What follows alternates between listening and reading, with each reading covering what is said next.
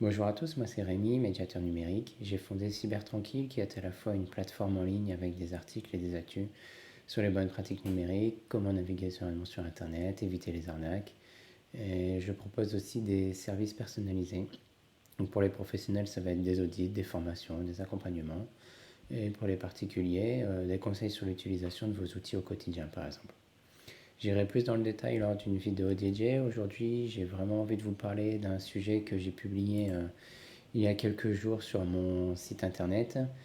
Je trouvais que c'était le sujet idéal pour me lancer dans les vidéos, puisque c'est un sujet qui sera plus parlant en images. On va parler d'un faux produit en vente libre sur des marketplaces comme ManoMano, Leroy Merlin ou encore Amazon, qui sont des graines d'orchidées chat. Alors vous avez peut-être déjà vu passer sur ces images sur les réseaux sociaux, notamment sur Facebook, des orchidées dont les fleurs ressemblent à des chats, des petits visages de chats.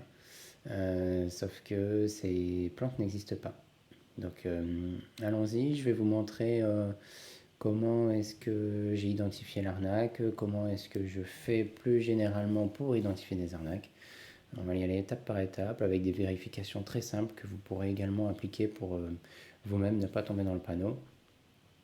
Donc là, on est sur la fiche produit du site manomano.fr. La première chose à regarder, c'est le prix. Donc moi je suis pas du tout un spécialiste en graines d'orchidée, hein, mais mon réflexe c'est de chercher sur Google et de comparer un peu tous les produits équivalents. Donc là, moi, des recherches que j'ai fait, ça correspond à peu près à ce qui est affiché ici, donc 9,99. Sauf que il y a un mais, c'est que le diable se cache dans les détails comme toujours. Et ici, le prix affiché, c'est un prix après une remise de 50%. Euh, D'ailleurs, si on regarde donc tous les produits Orchidée Chat sur le site ManoMano, tous les produits sont remisés. Voilà, et donc ça c'est un premier indice. Pourquoi? Puisque ça fait appel à une technique classique qu'on appelle le FOMO. Donc c'est la peur de passer à côté de quelque chose. Et ici, ce quelque chose, ça serait une bonne affaire. On se dit que le produit est soldé, donc il faut vite foncer avant que ça soit plus en promo. Et c'est exactement ce que les escrocs veulent qu'on fasse, qu'on agisse sans réfléchir finalement. Ensuite, deuxième indice, je descends sur la fiche produit et je vois qu'il n'y a pas d'avis client. Donc là, c'est un autre signal, attention. Troisième indice, les images. Donc là, c'est assez flagrant. Si on regarde les images, on voit qu'elles ont été générées par l'intelligence artificielle, donc aussi bien sur cette fiche produit, mais sur une autre fiche produit également, sur celle-là également. Pourquoi est-ce que je peux affirmer qu'elles ont été générées par l'IA? Parce que finalement on retrouve le même jardin en fond pour des orchidées différentes, on retrouve des fleurs avec une symétrie parfaite, des motifs identiques sur chaque pétale, et le détail le plus flagrant sur cette image-là, si je zoome un petit peu sur la main de cette jeune fille, on compte 1, 2, 3, 4, 5 et 6 doigts.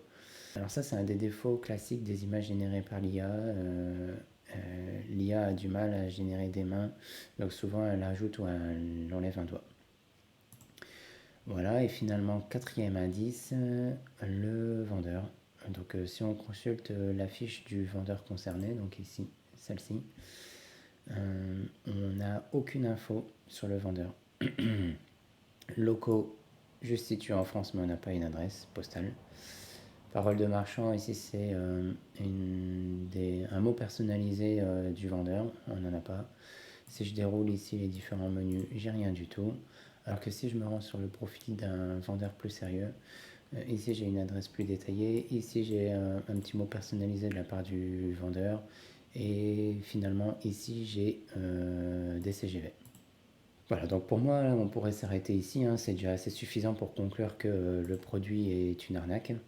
Mais j'ai voulu aller plus loin pour vous donner d'autres conseils dans le cas où vous tomberiez sur une arnaque qui est mieux ficelée. Donc sur le site manomano.fr, j'ai trouvé deux vendeurs qui proposent ces produits-là. En regardant les informations détaillées, j'ai trouvé que ces vendeurs avaient un numéro d'enregistrement, donc un numéro de siret. Je me suis rendu sur le site Papers. Donc Papers, si vous ne connaissez pas, c'est un site qui référence toutes les entreprises françaises. Et là, j'ai remarqué que pour les deux entreprises, elles étaient domiciliées à la même adresse, donc celle-ci, hop, et celle-ci. Donc domiciliées à la même adresse et créées à un jour d'écart. Alors pour moi, soit c'est la même personne qui multiplie les profils pour pallier à un éventuel bannissement, soit on a affaire à un réseau organisé.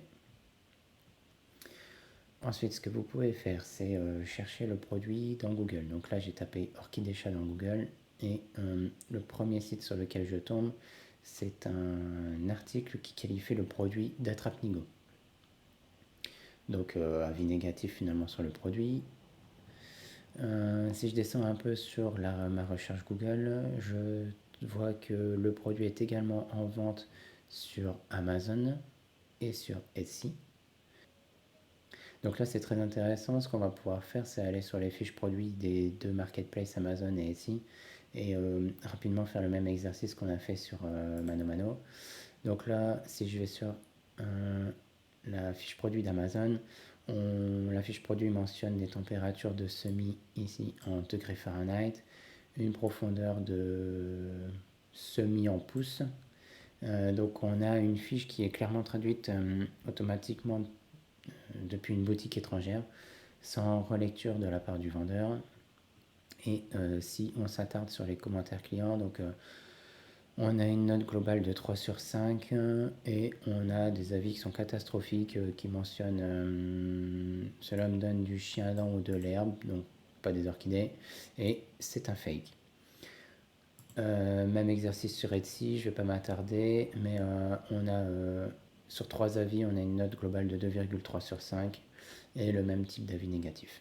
Voilà, donc j'ai essayé d'être le plus exhaustif possible. Si j'ai raté des choses, n'hésitez pas à le dire en commentaire. Le but est d'avoir une checklist des points de vigilance à surveiller avant de faire vos achats en ligne. Et si je me suis attardé sur des marketplaces, mais les conseils que je vous ai donnés peuvent également être effectués sur des sites marchands, sur d'autres sites marchands. Donc les bons réflexes à retenir, comment identifier un produit ou un vendeur frauduleux. Donc on vérifie et on compare le prix. On regarde les avis clients, on vérifie l'identité du vendeur sur la marketplace et on fait une recherche Google en tapant le nom du produit suivi du mot arnaque ou avis. Ça peut vous apprendre pas mal de choses comme on l'a vu.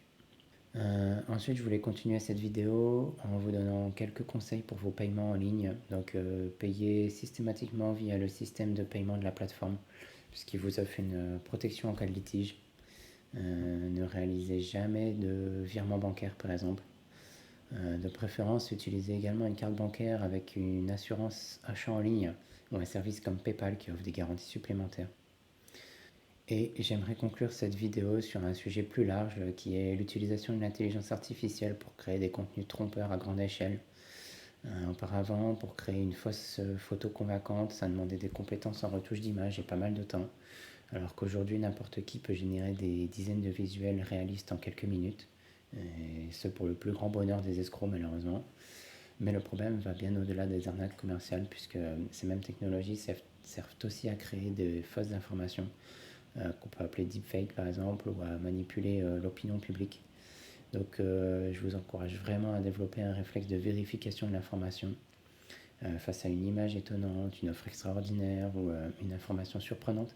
Prenez le temps de croiser les sources. Demandez-vous toujours qui diffuse cette information et dans quel but. J'espère que cette vidéo permettra à de nombreuses personnes d'être plus vigilantes et de ne pas tomber dans le piège d'une arnaque en ligne. Je vous invite à diffuser ces conseils et cette vidéo à votre entourage, vos collègues ou vos salariés, puisque face à la multiplication des escrocs et des arnaques, une des défenses possibles est de partager ces messages de prévention, mais aussi de dénoncer ces pratiques frauduleuses sur le site du gouvernement que je vous affiche et que je vous mettrai en lien dans la description de la vidéo.